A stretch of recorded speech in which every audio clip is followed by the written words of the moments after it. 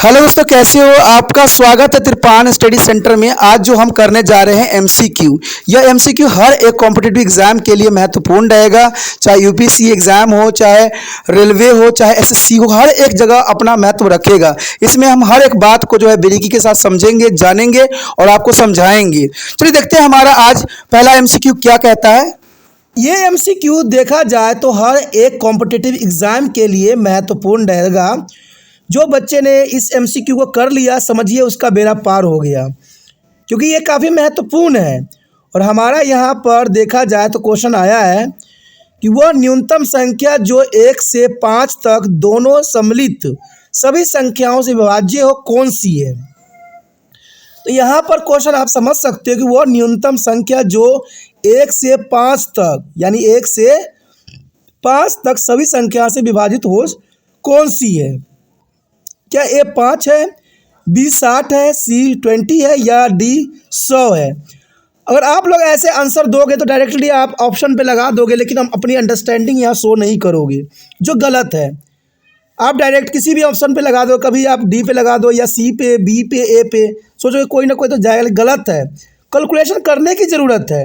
यहाँ पर देखिए न्यूनतम संख्या जो 1 से 5, अगर 1 को हम देखें तो 1 के बराबर होता है, 2 देखें तो 2 के बराबर होता है, और 3 देखो तो किसके बराबर होता है, 3 के।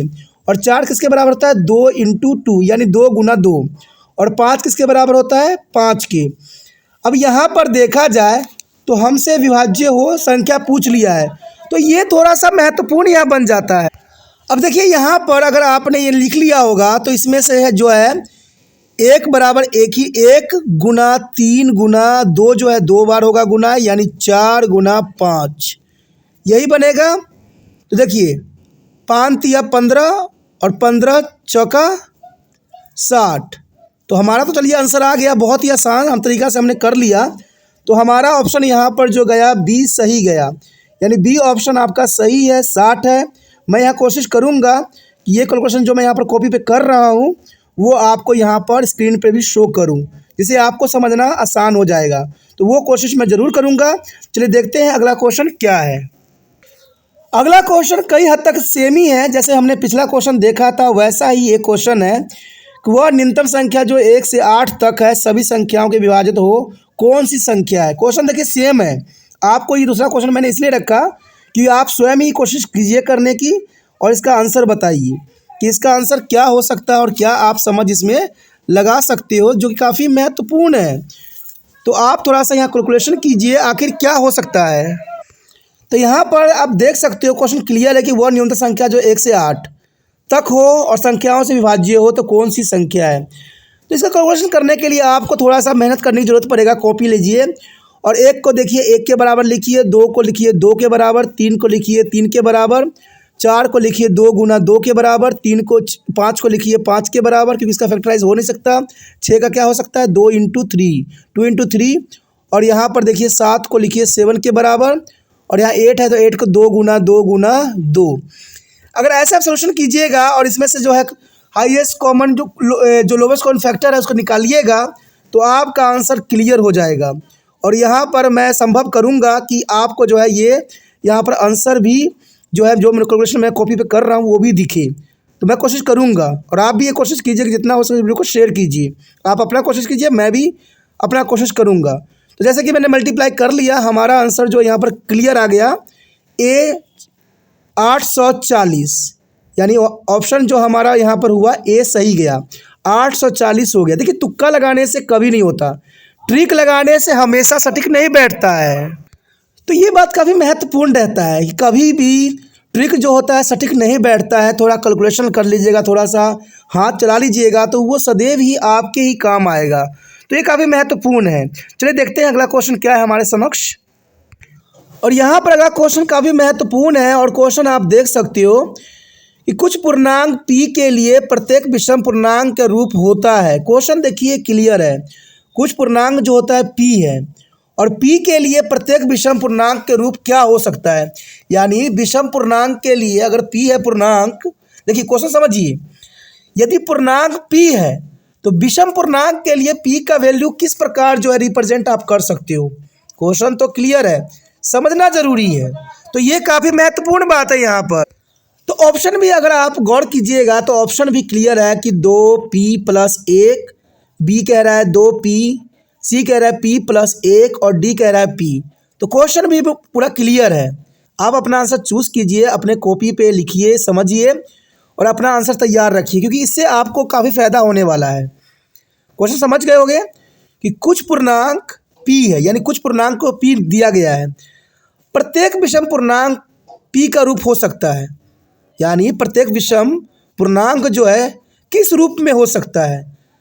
तो यहाँ पर अगर आपको समझ होगी, अंडरस्टैंडिंग होगी, अगर आपने ट्रिक ना इस्तेमाल किया, अगर समझ के करिएगा तो ऐसा क्वेश्चन एग्जाम में ज़रूर आएगा, इसमें कोई दो राय नहीं है, क्योंकि विषम संख्या की बात कर रहा है। देखिए b जो है 2p है और c क्या है p+1, यानी अगर हम ऑड नंबर भी अगर 7 की जगह मान लेंगे तो इवन नंबर में कन्वर्ट हो जाएगा। अगर p हम 1 2 3 कुछ भी रख सकते हैं। तो देखिए ये तीनों ऑप्शन तो गलत बता रहा है, लेकिन देखा जाए तो यहाँ पर ए ऑप्शन जो है करेक्ट बता रहा है कि 2+1 हो सकता है विषम पूर्णांक के रूप में, यानी ऑप्शन आपका जो गया ए सही गया, यानी ऑप्शन ए सही है कि 2p+1 जो है पूर्णांक है, जो कि अभी महत्वपूर्ण है। देखिए यहाँ पर जो अगला क्वेश्चन भी आ गया, काफ़ी महत्वपूर्ण है और क्वेश्चन देखिए क्लियर है कि m2 m² -1 और 8 से विभाज्य है यदि m है। m क्या होगा जो 8 से विभाज्य होगा। देखिए ऐसे क्वेश्चन हमेशा एग्जामिनर का फेवरेट रहा है। कोई भी एग्ज़ाम हो, सभी एग्ज़ाम में ऐसे क्वेश्चन आते ही आते हैं। इवन कि मैंने यूपीएससी एग्ज़ाम में भी ऐसे क्वेश्चन देखे हैं। तो इसलिए हर एक क्वेश्चन इंपॉर्टेंट रहता है बच्चों के लिए, हर कॉम्पिटिटिव एग्ज़ाम के लिए, हर एक बोर्ड एग्ज़ाम के लिए। तो क्वेश्चन यहाँ क्लियर है, m² -1 8 से विभाज्य है यदि m क्या होगा। एक सम पूर्णांक होगा, b एक विषम पूर्णांक होगा, c एक प्राकृतिक संख्या होगा, d एक पूर्ण संख्या होगा। तो आप यहाँ पर ऑप्शन चूज सकते हो, समझ सकते हो, क्योंकि आप काफ़ी इंटेलिजेंट हो और जो बच्चे इंटेलिजेंट होते हैं वो ज़रूर ही करते हैं। तो यहाँ पर आप समझ गए होंगे, क्वेश्चन क्लियर है। आप अपना सोच लगाइए, यहाँ पर मैं लगाता हूँ। देखिए क्लियर, यहाँ क्वेश्चन तो क्लियर ही दिख रहा है, कोई खास नहीं दिख रहा है कि m² -1 m के स्क्वायर की जगह क्या रखे जो 8 से विभाज्य होगा। तो देखिए इसमें क्लियर आंसर इसका डायरेक्ट आता है कि एक विषम पूर्णांक रखना पड़ेगा, क्योंकि 8 जो है एक सम संख्या है और 8 को देखिए यहाँ पर -1 है। तो जनरल सी बात है, अगर हम विषम संख्या रखेंगे तभी जो है 8 से डिविजिबल होगा। तो यहाँ तक बहुत ही क्लियर क्वेश्चन है और बहुत ही ईजी है कि m² -1 8 से विभाज्य है यदि m है तो एक विषम पूर्णांक है। तो यहाँ पर m की जगह जो है हम एक विषम पूर्णांक रख सकते हैं, जो काफ़ी महत्वपूर्ण है। चलिए देखते हैं अगला क्वेश्चन क्या है। अगला क्वेश्चन जो हमारे समक्ष आया है काफ़ी महत्वपूर्ण है और क्वेश्चन है, यदि दो धनात्मक पूर्णांक a और b को अगर हम a = x और y की 3 और b रखें हम x का 4 y की 2 और z को रूप में व्यक्त किया जा सकता है। देखिए x y अभाज्य संख्या होने के कारण एलसीएम ए बी का क्या होगा। क्वेश्चन क्लियर है और यहाँ पर आपको a और b दिया हुआ है। यहाँ पर ऑप्शन देखिएगा तो ax y की 2, bx 4 y की 2, z एंड c देखिएगा तो x की पावर 4 y, z y का 3, z नहीं है, d है हमारा x का 4 y का 3 z। अब यहाँ पर क्वेश्चन में एक बात क्लियरिटी के साथ दिख रहा है, क्योंकि हमें लोअर कॉमन फैक्टर यानी एलसीएम पता करना है। तो एलसीएम में तो ए और बी का दोनों का पार्ट का हाईएस्ट लोवेस्ट से लोवेस्ट लिया जाएगा, लेकिन यहाँ पर ऑप्शन में कई ऑप्शनों में जेड जो है नहीं। इसका मतलब यहाँ पर जेड को एलिमिनेट किया जा सकता है, जिसमें जेड नहीं है उसको एलिमिनेट कर दीजिए। तो इसका मतलब डायरेक्ट देखिए ए और सी जो है एलिमिनेट हो गया, यानी एक्स वाई का 2 और जो है सी एक्स का 4 वाई का 3 एलिमिनेट हो गया, क्योंकि इसमें जेड नहीं था और हमसे लोवेस्ट कॉमन फैक्टर पूछ लिया है और इसमें हमें जेड भी लेना ज़रूरी था। तो इसका मतलब बी और डी रह गया। अब यहाँ पर सोल्यूशन कीजिएगा तो एक्स वाई 3 ए में जो वाई है वो लोवेस्ट कॉमन फैक्टर के रूप में वाई 3 का वैल्यू आ रहा है। अगर अगला में बी में देखें तो एक्स 4 है लेकिन वाई 2 है, तो 2 तो हम ले नहीं सकते, वाई हम 3 ले चुके हैं, तो वाई 4 और जेड तो रहेगा ही रहेगा। तो इसका मतलब जो है वाई का 3, एक्स का 4, और जेड, ये किस ऑप्शन में आपको नजर आ रहा है? हाँ, ऑप्शन डी, यानी ऑप्शन डी आपका सही गया। तो देखिए, बोलते बोलते भी और समझदारी लगाते लगाते हम क्वेश्चन को सॉल्यूशन कर लिए। तो ऐसे ही किया जाता है समझ से, ये नहीं कि आप ट्रिक का इस्तेमाल करो, किसी भी ऑप्शन पर ट्रिक कर दो, तभी आपका जो है कभी आंसर सही नहीं जाएगा। सोच समझ के कीजिएगा तो नॉलेज आएगा, समझ आएगा और अच्छी अंडरस्टैंडिंग रहेगी। चलिए देखते हैं अगला क्वेश्चन हमारे समक्ष क्या है। यहाँ पर हमारे समक्ष अगला क्वेश्चन आ गया है, काफ़ी महत्वपूर्ण क्वेश्चन है। देखिए क्वेश्चन है कि एक शून्येतर परिमेय संख्या और एक अपरिमेय संख्या का अगर हम गुणनफल करें तो हमें क्या प्राप्त होगी? क्या हमेशा तर्कसंगत रहेगा वो, या बी तर्कसंगत या तर्कहीन हो जाएगा, या सी हमेशा तर्कहीन रहेगा, या डी शून्य रहेगा? क्वेश्चन क्लियर है, क्योंकि आप हिंदी माध्यम में हो तो हिंदी जैसे ही क्वेश्चन आपके समक्ष आएगा, ये क्वेश्चन क्लियर है। एक शून्येतर परिमेय संख्या और एक अपरिमेय संख्या का गुणनफल क्या हो सकता है? क्या हमेशा वो तर्कसंगत रहेगा, या बी तर्कसंगत या तर्कहीन रहेगा, यानी परिमेय या अपरिमेय रहेगा? यहाँ पर तर्कसंगत और तर्कहीन बताया गया है परिमेय और अपरिमेय के लिए। तो यहाँ क्वेश्चन तो आप समझ गए, वो क्लियर है। अब देखिए आंसर क्या हो सकता है सही, आप अपना पहले सोचिए फिर देखिए इसका आंसर क्या होगा। देखिए एक शून्येतर परिमेय संख्या एक अपरिमेय संख्या का गुणनफल अगर होगा तो इसका आंसर डायरेक्ट है, वो हमेशा ही तर्कहीन रहेगा, यानी हमेशा ही वो तर्कहीन रहेगा, यानी अपरिमेय संख्या रहेगा। तो ये काफ़ी महत्वपूर्ण क्वेश्चन है। अगर आप यहाँ पर कंफ्यूज हो तर्कसंगत और तर्कहीन में, तो जर्नल सी बात है, आप तर्कसंगत का मतलब परिमेय संख्या समझ लीजिए और अपरिमेय संख्या का मतलब तर्कहीन। तो हमारा ऑप्शन जो रहेगा परिमेय संख्या, जो काफ़ी महत्वपूर्ण है। अगला क्वेश्चन जो हमारे समक्ष आया है काफ़ी महत्वपूर्ण है, और क्वेश्चन काफ़ी हद तक पहले क्वेश्चन जैसा ही जो हमने पहले किया था। यह क्वेश्चन है, यदि दो धनात्मक पूर्णांक a और b को a बराबर x y की 3 और b x की 4 y की 2 z के रूप में व्यक्त किया जा सकता है, तो x y अभाज्य संख्या है, तो यहाँ पर HCF AB होगा, क्या होगा? अब देखिए क्वेश्चन में बदलाव एक ही हुआ है कि यहाँ पर उस क्वेश्चन में LCM था और इस क्वेश्चन में HCF है, हाईएस्ट कॉमन फैक्टर है। तो क्वेश्चन वही है, सिर्फ यहाँ पर LCM और HCF के डिफरेंस। देखिए ऐसे ही क्वेश्चन एग्जामिनर हमेशा पूछता है, और आपको ये LCM HCF का जो है मतलब तो समझ में आना चाहिए। अब एक बात तो यहाँ पर क्लियर हो जाता है, अगर आप अपना दिमाग भी लगाओगे तो HCF के अंतर्गत जो हम LCM किए थे, लोवेस्ट कॉमन फैक्टर किए थे पिछले क्वेश्चन में, ये लोअर कॉमन मल्टीप्लिकेशन जो थी उसमें हमारा आंसर था x का 4 y का 3 z। तो इसका मतलब जिसमें जिसमें z होगा वो एलिमिनेट हो जाएगा, और इसका मतलब ये हुआ कि b और d जो है ऑटोमेटिक यहाँ पर एलिमिनेट हो गया, यानी b और d एलिमिनेट हो गया क्योंकि z है इसमें। और हाईएस्ट कॉमन फैक्टर का मतलब होता है जो मैक्सिमम नंबर में प्रेजेंट हो। जैसे a देखिए x एक ही है, y 3 है, लेकिन b में देखिए x 4 है, लेकिन हम लेंगे कितना? x को एक ही लेंगे क्योंकि a में x एक ही है, और यहाँ देखिए x में y 3 है। तो आप सोचिएगा कि यहाँ पर हम 3 लेंगे, लेकिन ऐसा नहीं है। लेकिन b में अगर देखिएगा तो यहाँ पर जो b में है जो है y है 2 है, लेकिन a में y जो है 3 है। तो इसमें से जो इसमें हाईएस्ट कॉमन रहेगा हम उसको यहाँ उठाएंगे, तो y 2 को उठाएंगे। तो इसका मतलब z जो है सिर्फ b में है, a में नहीं है, तो next topic in the next part. तो इसका मतलब देखा जाए तो हमारा आंसर हो जाएगा होगा like share subscribe and share the video as a तो यहाँ पर देखिए दो ही ऑप्शन है, a do और not c है, think तो c subscribe automatic and save in eliminate your हो गया mobile. क्योंकि x4 Thank हमारा you. है ही नहीं। इसका मतलब a सही आंसर है, आप a के साथ जा सकते हो, a आपका सही आंसर रहेगा। चलिए देखते हैं अगला क्वेश्चन क्या है।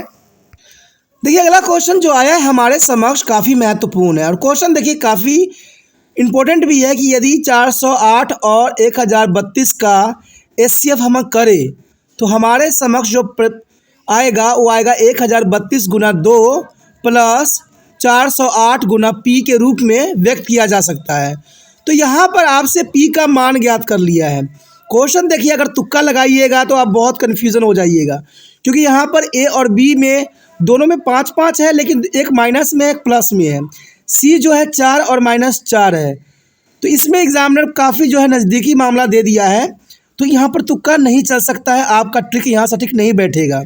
तो सबसे इम्पोर्टेंट है आप इसकी सोल्यूशन कीजिए, और सोल्यूशन करने के लिए कुछ नहीं करेगा, यहाँ पर काफ़ी महत्वपूर्ण रहेगा जो मैं आपको शो भी करने की कोशिश करूँगा, ठीक है, जो मैं यहाँ पर सोल्यूशन कर रहा हूँ। देखिए क्वेश्चन में सोल्यूशन में करने में ये होगा कि सबसे पहले 408 का आप जो है फैक्टराइज करिए, यानी इसका गुणनखंड कीजिए। जब अगर गुणनखंड कीजिएगा तो आपके समक्ष आएगा 2 × 2 × 2 × 3 × 17, ठीक है, ये 408 का है। और 1032 का क्या होगा गुणनखंड?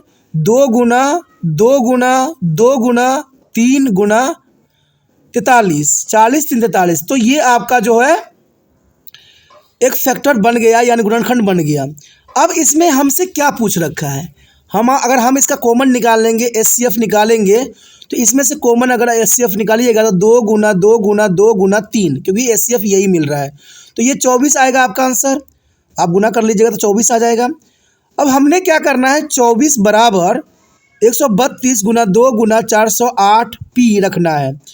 अब देखिए 24 के जगह पर हम 1 लिख सकते हैं, क्योंकि ये तो ऑलरेडी आंसर में था, ठीक है।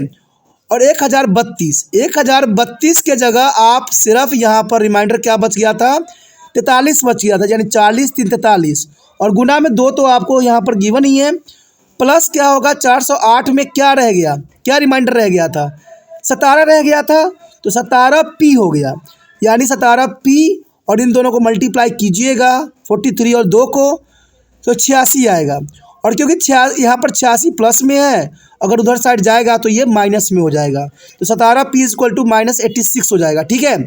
अब पी इक्वल टू क्या होगा, पी इक्वल टू 86/17 माइनस का, ठीक है। तो इसको आप काटिएगा तो 5.0 कुछ समथिंग आएगा, 5 आएगा, तो इसका मतलब हुआ आपका आंसर जो है माइनस में आएगा। इसका मतलब है तो 5 ही, आप वहाँ कन्फ्यूज़ हो जाइएगा, जब डिवाइड आप कीजिएगा तो इसका आंसर आ जाएगा 5.05 आएगा, लेकिन माइनस में। तो आप कहिएगा 0.5 तो यहाँ कहीं नज़र ही नहीं आ रहा है, लेकिन नहीं दोस्तों, इसका जो है पहला डिजिट नंबर जो है 5, लेकिन ये माइनस में होना चाहिए, क्योंकि माइनस में था। इसका मतलब जो है बी ऑप्शन इसका सही है। आप इस आंसर का जो है बी ऑप्शन पे क्लिक कर सकते हो, तो बी इसका ऑप्शन काफ़ी महत्वपूर्ण रहेगा। अब चलिए देखते हैं अगला क्वेश्चन क्या है। अगला क्वेश्चन जो हमारे समक्ष आया है काफ़ी महत्वपूर्ण है और समझ के लिए इम्पोर्टेंट है। क्वेश्चन है देखिए, 4p+3 के रूप में संख्या जहां p एक पूर्णांक संख्या है, तो हमेशा हम p की जगह क्या रख सकते हैं। तो ये क्वेश्चन काफ़ी दिलचस्प और महत्वपूर्ण है। क्वेश्चन मैं रिपीट करता हूं कि 4p+3 के रूप में संख्या जहां p एक पूर्ण संख्या है, हमेशा रहेगा। हमेशा देखिए क्या रह सकता है, ए सम, बी अजीब बात है, इसमें कुछ भी नहीं हो सकता। यहाँ पर अजीब की जगह विषम होगा, यहाँ पर मिसप्रिंट हो गई है, यानी बी विषम होगा, सी सम और विषम होगा, डी 3 का गुणज होगा। तो आप समझ गए होंगे। देखिए कहते हैं मिसप्रिंट हो जाना कोई बड़ी बात नहीं होता है, जब लिखते हैं तो मिसप्रिंट रह जाता है। तो जहाँ बी आपको अजीब वर्ड लिखा हुआ है, गलत है, वो विषम संख्या लिखनी चाहिए थी यहाँ, तो ये गलत हो गई है, कोई प्रॉब्लम नहीं है। अब विषम तो समझ ही गए होंगे। चलिए देखते हैं, आप तो अपना आंसर सोच लिए होंगे, हम भी अपना आंसर देखते हैं इसका क्या आंसर हो सकता है। देखिए 4p और 3 संख्या में एक पूर्ण संख्या बनाने के लिए सम संख्या रखिएगा तो विषम हो जाएगा, क्योंकि हमारा जो है ऑड नंबर देखिए +3 ऑड नंबर है, ठीक है। तो इसका मतलब जो बी ऑप्शन अजीब लिखा हुआ है जो कि गलत है, वो है विषम, यानी बी विषम जो है सही आंसर है। तो आप बी के साथ जा सकते हो, क्योंकि विषम संख्या रखिएगा तभी आंसर सही आएगा, ठीक है, तभी पी पूर्णांक संख्या रहेगा। तो यहाँ पर बी ऑप्शन आपका सही गया।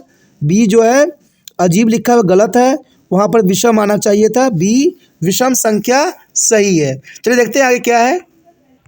यहाँ पर हमारे समक्ष अगला क्वेश्चन आ गया है जो काफ़ी महत्वपूर्ण है।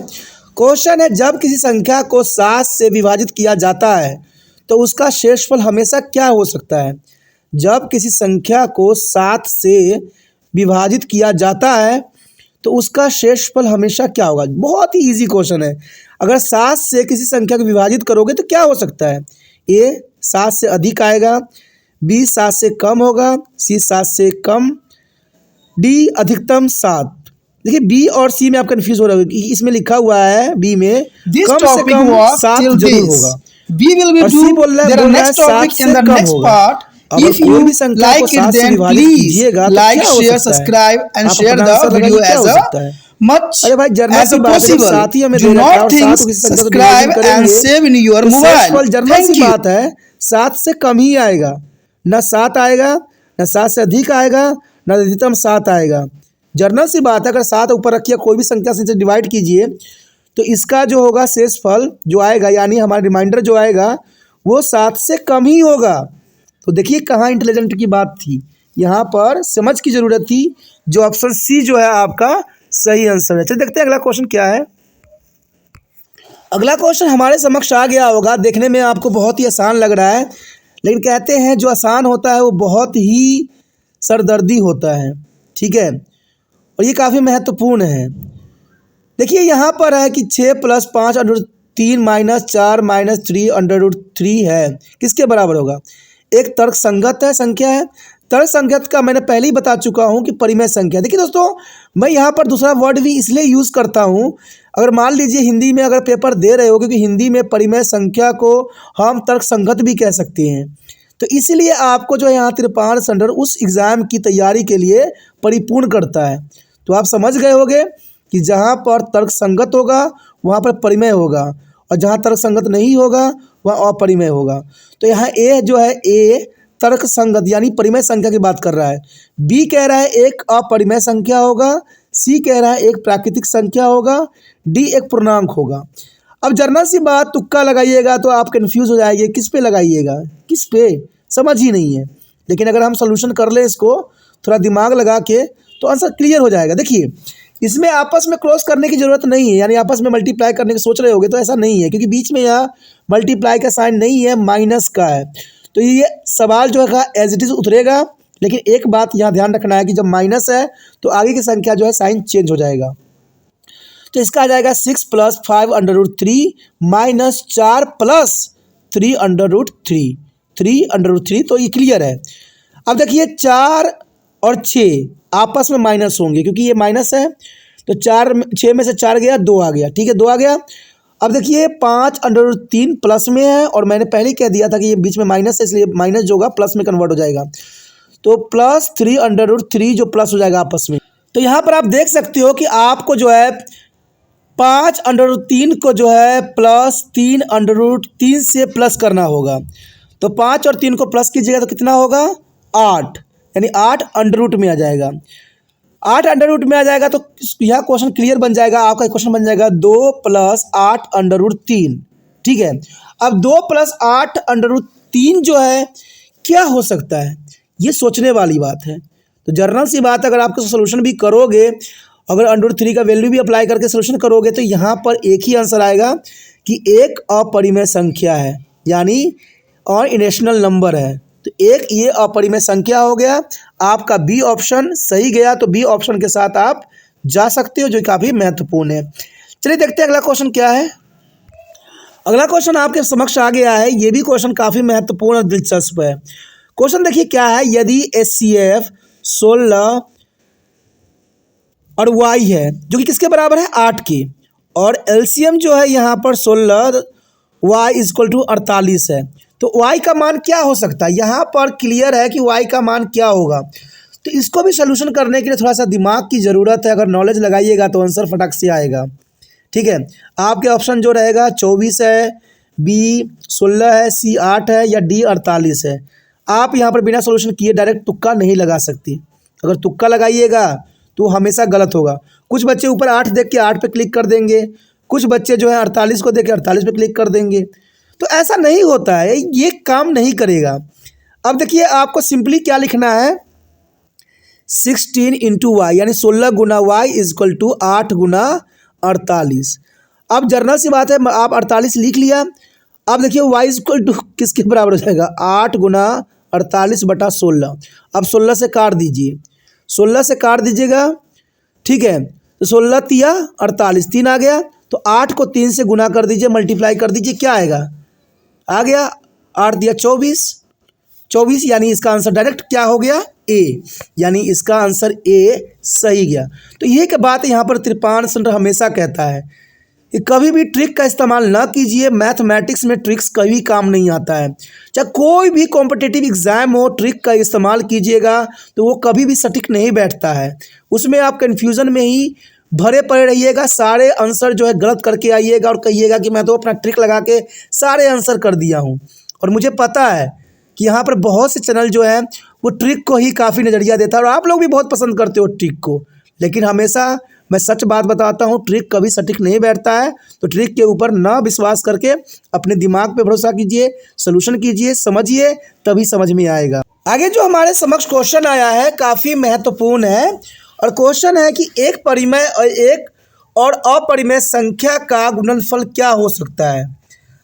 अब देखिए काफ़ी महत्वपूर्ण है कि एक परिमेय एक अपरिमेय संख्या का अगर गुणनफल करे, आपस में गुणनफल करे, तो हमारे समक्ष क्या हो सकता है।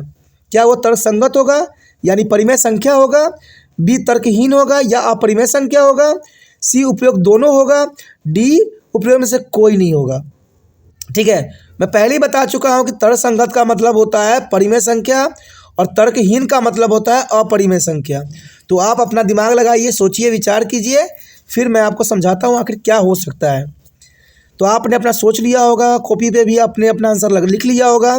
देखिए, एक परिमेय संख्या और अपरिमेय संख्या का अगर गुणनफल करते हो, अगर आपस में गुणनफल होती है, तो हमेशा याद रखना कि इसका आंसर जो होगा अपरिमेय होगा यानी तर्कहीन होगा। इसका मतलब हुआ अपरिमेय तर्कहीन।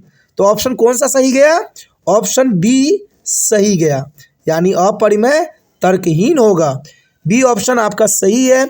ऐसे ही क्वेश्चन को आपको थोड़ा माइंड में रखना है कि जब परिमेय और अपरिमेय संख्याओं का गुणनफल करें या तर्कसंगत या तर्कहीन को संख्याओं को आपस में गुणनफल करें, तो हमेशा आंसर जो होगा तर्कहीन ही आएगा यानी अपरिमेय ही आएगा।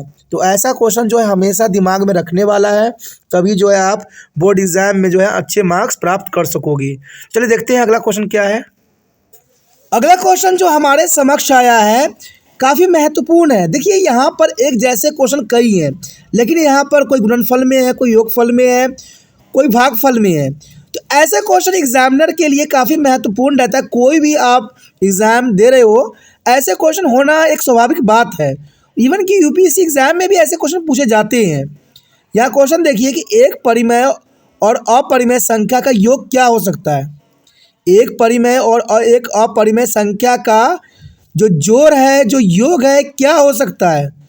तो यहाँ पर ए है परिमेय संख्या यानी तर्कसंगत, बी अपरिमेय संख्या तर्कहीन, सी उपयोग दोनों, डी उपयोग में से कोई नहीं। तो क्वेश्चन तो यहाँ पर क्लियर कट है, समझने की ज़रूरत है। देखिए, एक परिमेय और एक अपरिमेय संख्या का योग क्या हो सकता है, पहले आप आंसर सोचिए क्या हो सकता है और अपने नोटबुक पे नोट कीजिए, तो क्योंकि यही चीज़ इंपॉर्टेंट होता है। तो चलिए देख सकते हो कि इसका आंसर क्या हो सकता है। जैसे कि मैं आपको बता दूं, एक परिमेय और एक अपरिमेय संख्या का सदैव योग जो होता है अपरिमेय ही होता है। तो इसका मतलब ऑप्शन बी सही है। अब कंफ्यूज हो गए कि सारे का आंसर अपरिमेय ही क्यों है, तो ये तो अच्छी बात है। यहाँ पर त्रिपाण सेंटर ने एक बात तो क्लियर आपके समक्ष कर दिया कि गुणनफल हो, योगफल हो, ठीक है, सब में अपरिमेय संख्या होगा या तर्कहीन ही होगा। तो ये तो आपके लिए बहुत ही अच्छा रहा कि कोई भी क्वेश्चन आएगा आप दिमाग लगा के इसका जो है अपरिमेय संख्या पर जो है ट्रिक लगा सकते हो, तो जो कि सही जाएगा। तो यहाँ पर बी ऑप्शन सही गया, अपरिमेय संख्या। अगला क्वेश्चन हमारे समक्ष आ गया है। क्वेश्चन देखिए काफ़ी महत्वपूर्ण है और क्वेश्चन है दो अलग अलग अपरिमेय संख्या का गुणनफल हमेशा होता है। देखिए, क्वेश्चन कहीं हद तक वैसा ही है, लेकिन यहाँ पर क्वेश्चन बदल दिया गया है। दो अलग अलग अपरिमेय संख्या को अगर हम गुणनफल करेंगे तो हमें क्या प्राप्त होगा। ए परिमेय संख्या प्राप्त होगा, बी अपरिमेय संख्या प्राप्त होगा, या सी उपयोग दोनों ही प्राप्त होंगे, या डी उपयोग में से कोई नहीं। देखिए, ऐसा संभव दो ऑप्शन तो यहाँ पर डायरेक्टली डिलीट हो जाता है कि उपयोग दोनों ही प्राप्त होंगे, ऐसे संभव तो हो ही नहीं सकता कि दोनों परिमेय अपरिमेय कैसे हो सकता है, संभव ही नहीं है। और डी उपयोग में से कोई नहीं, ये भी गलत हो सकता है। कुछ ना कुछ तो हमें प्राप्त होगा, लेकिन क्या होगा आप अपना दिमाग लगाइए, आंसर सोचिए क्या हो सकता है। जैसे कि मैंने आपको बताया था कि जब भी परिमेय अपरिमेय संख्याओं के साथ कुछ होगा या दो अलग अलग परिमेय संख्याओं का गुणनफल हमेशा होगा, तो उसका आंसर डायरेक्ट आपको पता ही होगा क्या है, अपरिमेय ही होगा, यानी तर्कहीन होगा। तो आंसर जो क्लियर है अपरिमेय होगा। तो समझ गए कि आंसर इसका बी सही है। आप बी ऑप्शन के साथ जा सकते हो, जो कि काफ़ी महत्वपूर्ण रखता है हर एक कॉम्पिटिटिव एग्जाम और बोर्ड एग्जाम के लिए। चलिए देखते हैं अगला क्वेश्चन क्या है। तो आपके समक्ष यहाँ पर अगला क्वेश्चन आ गया है, काफ़ी महत्वपूर्ण है। और यहाँ क्वेश्चन है कि दो अपरिमेय संख्याओं का योग सदैव होता है।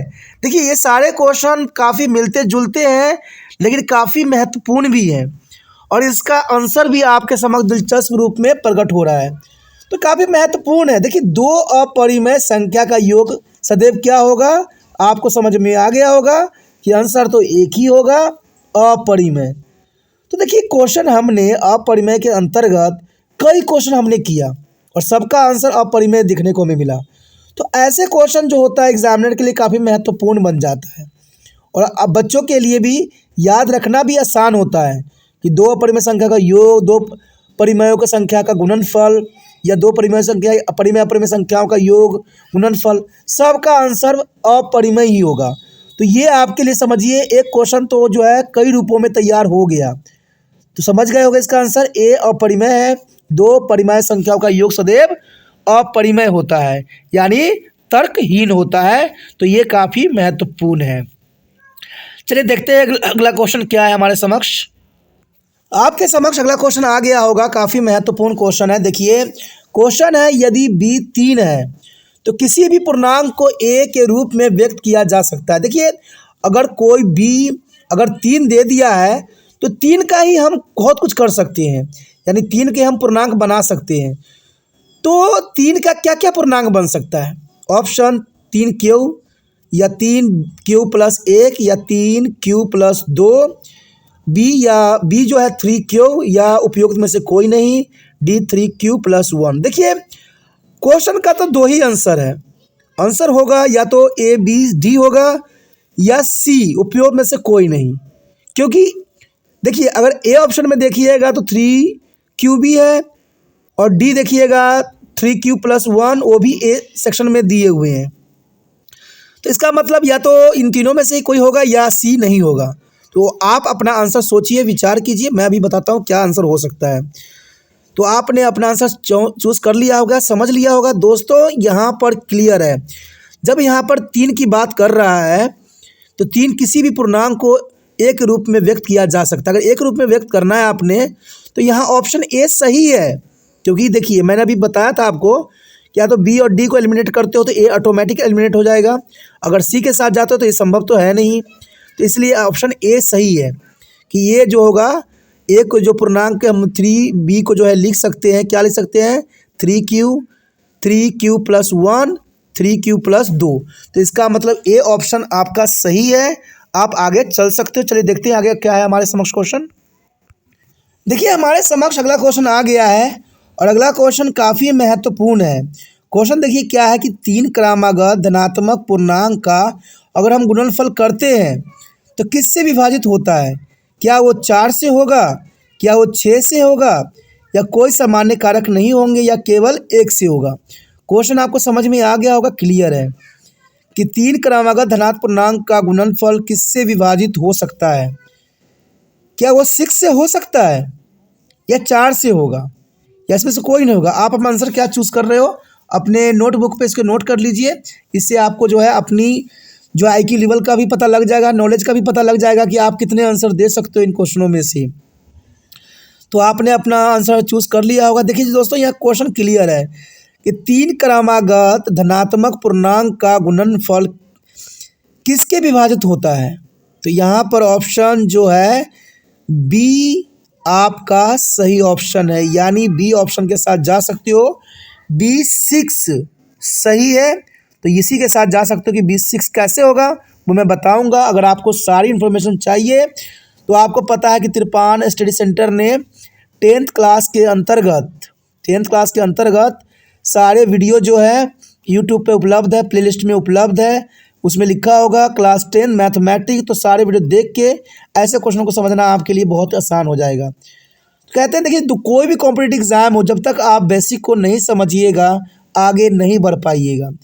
और जितने भी इंट्रेंस एग्ज़ाम होते हैं ना, सब के सब जो है 10th 9th 8th के बेस बनाया जाता है, तो ये समझना आपके लिए ज़रूरी है। चलिए देखते हैं अगला क्वेश्चन क्या है। अगला क्वेश्चन आपके स्क्रीन पे आ गया है। क्वेश्चन देखिए काफ़ी आसान और काफ़ी महत्वपूर्ण है। और क्वेश्चन है कि समुच्चय ए इक्वल टू 0 1 2 3 4 को समुच्चय को दर्शाता है। किस बात को दर्शाता है? ए जो है सेट किस बात को दर्शाता है? जहाँ पर 0 1 2 3 4 और कुछ भी और भी लिखी हो सकती है। आप अपना आंसर जो है सोच सकते हो। क्या आंसर हो सकता है? क्या ए पूर्ण संख्या हो सकती है ये, या बी पूर्णांक हो सकता है, या सी प्राकृतिक संख्या है, या डी सम संख्या है? यानी आपके समक्ष एक सेट दिया हुआ है 0 1 2 3 4। ये है क्या? पूर्णांक संख्या है, या पूर्ण पूर्णांक संख्या, या प्राकृतिक संख्या, या सम संख्या है? आप अपना आंसर जो है अपने कॉपी पर लिख सकते हो, तो काफ़ी महत्वपूर्ण रहेगा। चलिए मैं आपको बताता हूँ इसका आंसर हो क्या सकता है। देखिए 0 1 2 3 4 जो है सम संख्या तो बिल्कुल नहीं हो सकती। सम संख्या से यहाँ कोई रिलेशन नहीं है। और देखा जाए अगर आगे की हम बात करें प्राकृतिक संख्या, तो प्राकृतिक संख्या तो ऐसे होते नहीं है। और बी देखिए पूर्णांक है, तो ये पूर्णांक भी नहीं हो सकता है। इसका मतलब ऑप्शन एक ही सही रह गया, ए पुण्य पूर्णांक संख्या है। पुण्य संख्या है तो आप ए के साथ जा सकते हो, तो ए ऑप्शन सही है, ये पूर्णांक संख्या है। चलिए देखते हैं अगला क्वेश्चन क्या है। अगला क्वेश्चन आपके समक्ष आ गया होगा। देखिए क्वेश्चन क्लियर है। कौन सी संख्या 11 से विभाज्य है? देखिए ये काफ़ी दिलचस्प क्वेश्चन है। अगर आपको पता है क्या इसमें करना पड़ेगा, 11 से सबको विभाजित करके देखना पड़ेगा, और वो आपको थोड़ा सा समझ के साथ लगाना पड़ेगा, वो ज़रूरी है। अगर नहीं समझ लगाइएगा तो आंसर नहीं आएगा। देखिए ए दिया हुआ है 15 16, बी दे रखा है 14 52, और सी दे रखा है 10 11, और डी दे रखा है 11 21। तो कई बच्चे तो ये सोचते होंगे कि डी लगा दे, कोई सोच रहे होंगे सी, कोई बी, कोई ए। लेकिन जनरल सी बात है दोस्तों, डिवाइड कर लीजिए। देखिए मैं डिवाइड अगर करता हूँ, अगर पहला ऑप्शन को डिवाइड करता हूँ, देखिए 11 से डिवाइड कीजिए, इसको कितना हो जाएगा? तो अब आएगा 4 1, यानी देखिए डिवाइड कीजिए, तो अगर पहले 11 से जाएगा ये, तो हमारा हो जाएगा कितना आ जाएगा? 41 33 से जाएगा। अब देखिए यहाँ पर कितना आ जाएगा? तो देखिए कितना 8 आएगा, 86 तो जा ही नहीं सकता लास्ट में। इसका मतलब ए रिजेक्टेड है। बी देखिए अगर 11 से पहला डिवाइड कीजिएगा तो कितना हो जाएगा? 14 के नीचे 11 लिखिए, कितना आ जाएगा? 3 आ जाएगा, यानी 35 हो जाएगा। 35 को 33 से रखिए, अब कितना आ जाएगा? 2 आ जाएगा, यानी 22 लास्ट में बच गया। लास्ट में 22 को 2 से मल्टीप्लाई कीजिए, देखिए 22 आ गया। तो इसका मतलब आपका ऑप्शन सही गया बी। देखिए थोड़ा सा दिमाग तो लगाना ही पड़ेगा। अगर सही आंसर चाहिए, दिल में संतुष्टि चाहिए, तो थोड़ा कैलकुलेशन भी कीजिए। आप एमसीक्यू करके तो आ जाते हो, मर्जी में 2 मिनट में फटाफट लगा देती हो, लेकिन आपका 20 मार्क्स जो है रह जाता है। और देखिए क्वेश्चन अगर आप कीजिएगा कहीं गलत होगा तो नंबर एग्जामिनर काट लेता है। लेकिन एमसीक्यू में एक बात होती है कि जो आंसर अगर सही गया तो एग्जामिनर को देना ही पड़ता है आंसर, और उसका नंबर भी देना ही पड़ेगा। जो आंसर सही चला गया उसका 1 मार्क्स होता ही होता है, और नेगेटिव की भी नहीं रहेगी और न ही किसी तरह की प्रॉब्लम रहेगा। यानी सही है तो देना ही पड़ेगा। लेकिन अगर कोई क्वेश्चन बच्चा अटेम्प्ट करता है तो उसमें एग्जामिनर की मर्जी चलती है, वो चाहे 2 दे दे 5 दे दे, वो मर्जी चलती है। लेकिन एमसीक्यू में किसी भी एग्जामिनर का किसी भी कॉम्पिटिटिव एग्ज़ाम में मर्जी नहीं चलता है। और कॉम्पिटिटिव एग्ज़ाम हमेशा समझ के साथ, सोच के साथ और सही तरीके से करना चाहिए। ये काफ़ी महत्वपूर्ण रहता है। चलिए देखते हैं अगला क्वेश्चन क्या है। यहाँ पर तो आप समझ गए होंगे कि बी ऑप्शन इसका सही है। अगला क्वेश्चन भी देख लेते हैं क्या है। अगला क्वेश्चन आपके समक्ष आ गया है। देखिए क्वेश्चन क्लियर है कि दी गई संख्या x और y का एलसीएम, जहां x और y का गुणनज है, द्वारा दिया गया है। क्या हो सकता है? x और y का गुणनज है, तो इसका एलसीएम क्या होगा? क्वेश्चन क्लियर है, समझने वाला है, थोड़ा सा विचार करने वाला है। Like share subscribe and share the video as दी गई संख्या x और y as possible. Do not think, subscribe and save in your mobile. का गुणनज Thank है। you. x y जो है x का गुणनज है। यही पर आंसर का जो है क्लैरिटी आती है कि यहाँ पर दी गई संख्या x और y है, और इसका एलसीएम क्या है? एलसीएम जो है y x का गुणनज है। तो इसका मतलब है वाई एक्स का गुणनज है। तो मतलब क्या हुआ, इसका मतलब है कि y is the correct answer यार, क्योंकि y एलसीएम है ना। देखिए समझने तो यही समझ में आ गया कि एलसीएम जहाँ y है तो इसका मतलब आंसर भी तो y ही होगा। इसका मतलब आपका बी आंसर सही है। तो देखिए यहाँ पर समझ जरूरी थी, इसने डायरेक्ट आंसर बता दिया है एग्जामिनर ने कि एलसीएम जहाँ y है। अरे भाई जब एलसीएम y बता ही चुके हो तो आंसर भी तो बी ही हो जाएगा, फिर y ही आंसर आएगा। तो ये काफ़ी महत्वपूर्ण है। चलिए देखते हैं अगला क्वेश्चन क्या है। देखिए अगला क्वेश्चन जो आया है आपके समक्ष, आप देख के ही कंफ्यूज हो जाओगे कि भाई इतना बड़ा क्वेश्चन है, उसको सोल्यूशन करे कैसे। एग्जाम में ऐसे ही क्वेश्चन आते हैं और आप ना पढ़ते हो ना समझते हो, डायरेक्ट टिक लगा देते हो, भाई ये तो आंसर चला जाएगा, सही गया। क्वेश्चन कोई खास नहीं होती, समझ जरूरी है। देखिए क्वेश्चन है कि एक खेल मैदान के चारों ओर एक गोलाकार पथ है। एक गोलाकार क्या है, पथ है, चारों ओर एक गोलाकार पथ है। प्रिया का मैदान का एक चक्कर लगाने में 18, एक चक्कर लगाने में कितना मिनट लगता है प्रिया को, 18 मिनट। वही हरीश को जो है वही चक्कर पूरा करने में 12 मिनट लगता है। तो मान लीजिए कि वो दोनों एक ही बिंदु और एक ही समय पर शुरू करते हैं और एक ही दिशा में जाते हैं, तो वो कितने मिनट बाद मिलेंगे। क्वेश्चन क्लियर है कि एक चक्कर लगाने में उनको 8 मिनट लगते हैं। मैदान के चारों ओर एक गोलाकार है, तो 18 मिनट तो लगता है प्रिया को और हरीश को 12 मिनट। लेकिन दोनों एक साथ कब मिलेंगे, क्या वो 26 मिनट में मिलेंगे, क्या बी 18 मिनट में मिलेंगे, या 6 मिनट में मिलेंगे, या इनमें से मिलेंगे ही नहीं। भाई मिलेंगे तो ज़रूर, लेकिन कितने मिनट में मिलेंगे। तो आप कंफ्यूज हो जाइएगा कि इसका आंसर मैं दूँ क्या, और तुक्का में लगा दीजिएगा। कोई लगा देगा कितना 36 मिनट लगा देगा, कोई 18 मिनट लगा देगा, कोई सी लगा देगा 6 मिनट, ठीक है। लेकिन जर्नल थोड़ा सा कैलकुलेशन कीजिए। अगर आपके पास 18 है और 12 है तो इसका एलसीएम लीजिए। 18 और 12 का अपने कॉपी निकालिए, 18 और 12 का एलसीएम लीजिए। 18 कीजिएगा तो क्या बनेगा, 2 से कीजिए कितना जाएगा, 9 हो जाएगा, 933 यानी 233 आ गया। वहीं 12 मिनट कीजिए, 12 का आएगा 2 × 2 × 3। अब देखिए इसमें क्या खासियत दिख रहा है, इसमें खासियत ये दिख रहा है कि इसमें आपने जो है लोवेस्ट कॉमन फैक्टर निकालनी है। तो लोवेस्ट कॉमन फैक्टर देखा जाए तो 18 में 3 3 की आ गई, और जो है यहाँ पर 12 में 2 2 की आ गई। तो कितना हुआ, 3 3 = 9 और 2 2 = 4।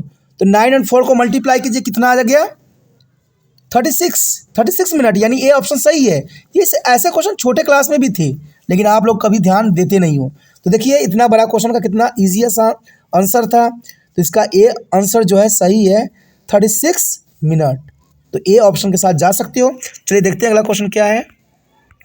अगला क्वेश्चन हमारे समक्ष आ गया है। क्वेश्चन क्लियर है, देखिए 98 को उसके अभाज्य संख्याओं के गुणनफल के रूप में व्यक्त कर सकते हैं। अब ये क्वेश्चन 7th क्लास के बच्चों को भी आ जाएगा, क्योंकि इसमें इजी है। देखिए ऑप्शन तो आप बाद की बात देखिएगा, ऑप्शन तो बहुत कुछ बताएगा।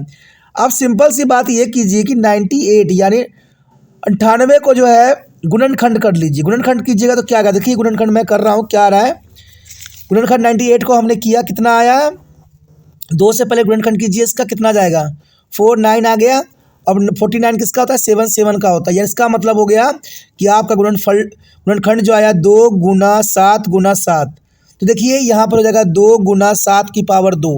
2 × 7 की पावर कहाँ पर है, ऑप्शन सी, यानी ऑप्शन सी जो है सही है। तो आप ऑप्शन सी के साथ जा सकते हो, ऑप्शन सी सही है। तो मैंने भी कैलकुलेशन किया। दोस्तों एक बात हमेशा याद रखना कि जो आपको ट्रिक सिखा रहा है ना, ट्रिक सिर्फ आँख का जो होता है एक जो है छलावा होता है। आपको पता है मैजिशियन जो होता है ट्रिक दिखाता है, लेकिन ट्रिक्स जो होते हैं आँख का छलावा होता है, वास्तविकता नहीं होती है। जहाँ पर ट्रिक यूज़ कर रहा है वो सटीक नहीं बैठता है, वहाँ पर आप हमेशा कंफ्यूज ही रहिएगा और वहाँ पर कभी भी कामयाबी की उस मंजिल तक नहीं पहुँचिएगा। एक बार आपको जो है ट्रिक काम कर जाए, लेकिन दूसरी बार नहीं करता है। और जो ये व्यक्ति सब दिखाते हैं ट्रिक, बार बार लिखे होते हैं ट्रिक ट्रिक ट्रिक, तो आप भी ट्रिक में रह जाइएगा। समझ दिखाइए, कैलकुलेशन कीजिए। सभी जो एग्जामिनर होते हैं जितने भी मैंने देखे हैं, चाहे एसएससी एग्ज़ाम दे रहे हो, चाहे यूपीएससी एग्ज़ाम दे रहे हो, चाहे रेलवे के दे रहे हो, सारे बच्चे पेन पेंसिल लेके कैलकुलेशन करते हैं। इवन कि एग्जामिनेशन सीट में भी एक सीट वाइट रहता है कि बच्चे जो है अपनी कैलकुलेशन कर सकें, तभी तो बच्चे आगे निकल जाते हैं कैलकुलेशन करके। लेकिन जो ट्रिक के चक्कर में फंसता है उसका जो है कभी क्लियर होता ही नहीं है। तो ये आपकी ज़िंदगी के लिए महत्वपूर्ण है कि ट्रिक को कभी भी सटीक नहीं मानिए, अपनी समझ अंडरस्टैंडिंग को बेस्ट मानिए। चलिए देखते हैं अगला क्वेश्चन क्या है। देखिए अगला क्वेश्चन हमारे समक्ष आ गया है। क्वेश्चन क्लियर है कि कुछ पूर्णांक p के लिए प्रत्येक सम पूर्णांक रूप का होता है। This topic was till this. कुछ पूर्णांक जो We होते will हैं do p their के next लिए topic in the next प्रत्येक part. सम If पूर्णांक के you रूप में like it, होता है। then p को बोल please रखा है कि like, कभी share, किस रूप subscribe, में and share ये the पूर्णांक video हो as सकता है, much किस रूप में as ये possible. जो है Do not सम think, पूर्णांक हो subscribe सकता है। and save तो in your क्वेश्चन यहाँ mobile. पर क्लियर Thank you. है, समझने की जरूरत है। अब देखिए अगर पूर्णांक p को अगर सम बनाना है तो सम बनाना है तो ए ऑप्शन को देखिए 2p+1, क्या इसमें सम बन सकता है? सोचिए। बी देखिए 2p, क्या इसमें सम बन सकता है? सी देखिए p+a, क्या इसमें सम बन सकता है? या डी p में? थोड़ा सा आपको समझ लगाने की ज़रूरत है कि p के लिए, पूर्णांक p के लिए हम प्रत्येक सम पूर्णांक के रूप में किसको व्यक्त कर सकते हैं। तो आप देख सकते हो 2p+1 तो हो नहीं सकता, क्योंकि अगर p हम कुछ भी रखें तो एक अगर प्लस करते हैं तो सम पूर्णांक हमें नहीं आएगा। लेकिन b देखते हैं, अगर b में अगर कोई नंबर रखते हैं p के जगह पर, तो क्योंकि 2 है और 2 को मल्टीप्लाई अगर हम किसी भी संख्या से करेंगे तो एक जो है सम पूर्णांक ही हमें प्राप्त होगा। तो इसका मतलब आपका बी ऑप्शन सही गया, यानी बी ऑप्शन के साथ आप जा सकते हो। बी ऑप्शन करेक्ट है और सही है, और ये क्वेश्चन को दिमाग में भी रखना है। चलिए देखते हैं अगला क्वेश्चन क्या है। देखिए हमारे समक्ष अगला क्वेश्चन आ गया है, काफ़ी महत्वपूर्ण है और अंतिम क्वेश्चन है। क्वेश्चन क्लियर है कि दो क्रमागत प्राकृतिक संख्या का गुणनफल हमेशा क्या हो सकता है। दो क्रमागत प्राकृतिक संख्या का गुणनफल हमेशा क्या होगा। ये क्वेश्चन थोड़ा सा डिफरेंट है, समझने वाली है और ज़रूरी भी है कि दो क्रमागत प्राकृतिक संख्या का अगर हम गुणनफल करें तो क्या अभाज्य संख्या प्राप्त होगी, या बी सम संख्या प्राप्त होगा, या सी विषम संख्या हमें प्राप्त होगा, या डी सम या विषम संख्या दोनों प्राप्त होंगी। तो क्वेश्चन क्लियर है, समझने की ज़रूरत है, यहाँ पर ट्रिक की ज़रूरत नहीं है, समझने की ज़रूरत है कि दो क्रमागत प्राकृतिक संख्या का अगर हम आपस में मल्टीप्लाई करें तो जर्नल सी बात है हमें सम संख्या ही प्राप्त होगी, क्योंकि दो क्रमागत प्राकृतिक संख्या का गुणनफल की जाती है तो हमेशा सम संख्या ही सामने आती है। तो सबसे पहले तो आपको ये पता करना पड़ेगा कि प्राकृतिक संख्याएं क्या होती है, और इसके लिए आपको जो है वीडियो बड़े वाला देखना पड़ेगा जो मैथमेटिक्स में है, जो आपको प्लेलिस्ट पे मिल जाएगा। क्लास 10th के मैथमेटिक्स में आपके बड़े जो क्वेश्चन है, जो रूल रेगुलेशन है वो मिलेंगे, तो वहाँ पर आप प्राकृतिक संख्या के बारे में नॉलेज ले सकते हो। बहुत विस्तार पूर्वक वहाँ चर्चा की गई है, तो वो वीडियो को ज़रूर देखिए। यहाँ पर आपका जो ऑप्शन है गया सम संख्या, यानी इसका बी ऑप्शन सही है। और इसी के साथ हमारा ये क्वेश्चन का सिलसिला ख़त्म हो जाता है। इसके अंतर्गत आगे क्वेश्चन जो होगा और भी महत्वपूर्ण होगा आप लोगों के लिए, तो आप बने रहे तिरपान स्टडी सेंटर के साथ। और जितना हो सके इस वीडियो को शेयर जरूर करें, क्योंकि शेयर ही दूसरे बच्चों का केयर है। और शेयर करने के लिए कुछ नहीं करना होता है, यूट्यूब से लिंक को कॉपी करना है और व्हाट्सएप एड्रेस में लगा देना है। 24 घंटे के लिए व्हाट्सएप पे लगाने से ये होगा कि जो बच्चे आपके कांटेक्ट में होंगे, क्योंकि आप जिस कक्षा में पढ़ते होंगे उसके कांटेक्ट बच्चों को जरूर होगा, तो उनको ये वीडियो मिलेगा, वो देखेंगे, समझेंगे। अगर नहीं समझ में आएगा तो लीव कर जाएंगे, जर्नल सी बात है। लेकिन आप अपना कार्य किया, हमने अपना कार्य किया।